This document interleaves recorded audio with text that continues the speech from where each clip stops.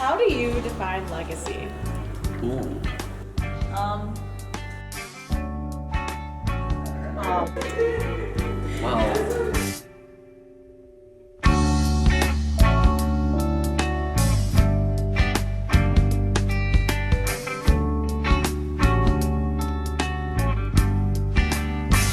Di mo lang alam, naiisip kita.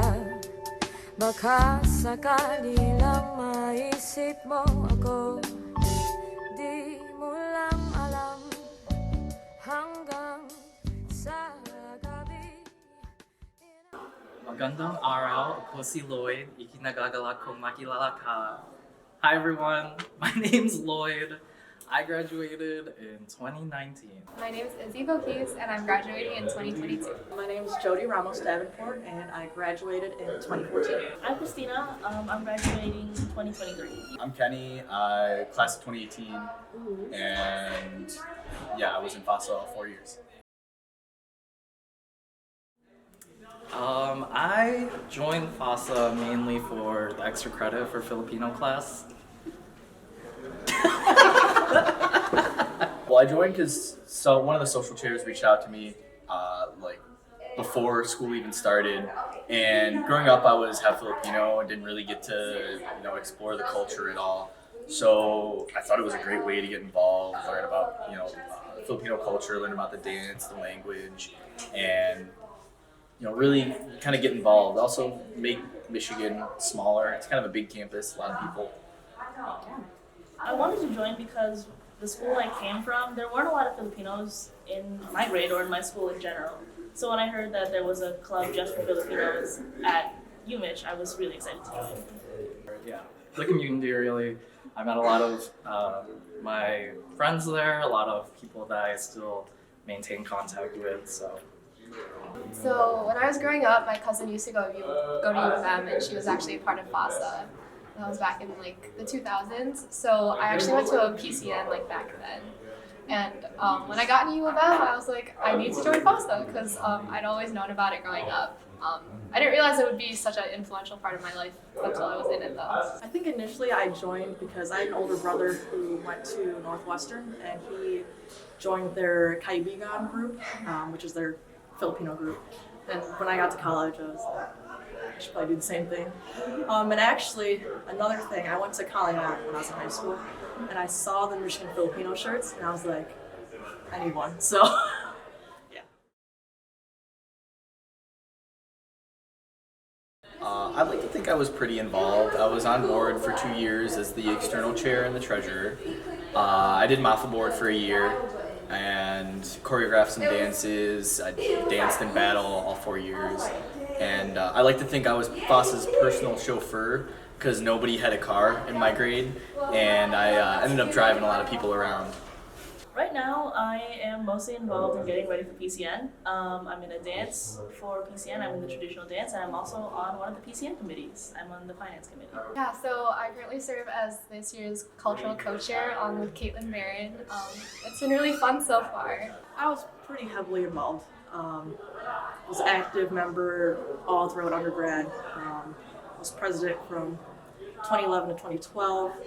And I think I also did a workshop when MFAS was hosted at Michigan, I think 2015 or something. So I was pretty involved. Board member for 2 years, my sophomore and junior year as the performance chair and secretary. And then freshman and senior year, I was a loyal member.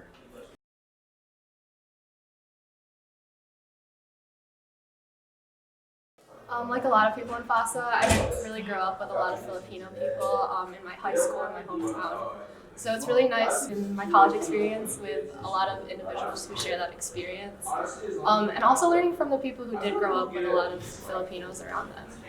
Oh, I think it's everything that's helped me connect to my Filipino-American identity. Like growing up, I didn't even really know what it meant to be Filipino. I didn't even kind of associate it. I just kind of wasn't part of my identity, and FASA really helped me define and explore this side of me that I never really knew growing up. So everything from taking Tagalog class to learning to dance to everything. It was just an amazing experience to help me kind of resolve this identity crisis I had.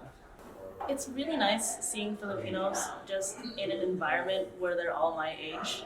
So usually when I interact with Filipinos, it's older adults or kids younger than me. I've never seen a group with so many Filipinos my age, and we can all relate to each other and crack jokes with each other that we all get because we're Filipino. So that's great. Just being able to have a group of people that share the culture with you, and we can all bond over it. It's like something that you don't really get asked like after you graduate, you know.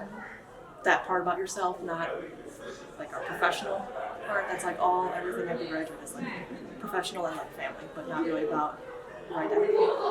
But I think FASA helped with that just because it created a space where I was able to connect with my Filipino American self, I guess. You know, I didn't realize till afterwards, but you know, I got to go to a lot of cool conferences, go to workshops. There's a lot of great Asian American professors that I got to like go to their talks and stuff.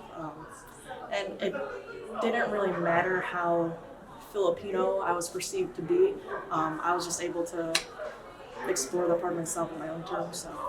FASA really helped me connect with my own Filipino American identity because I was never able to fully explore that side of my identity until I came to college, and I was able to find such a supportive, large group of people who share the same culture as I did.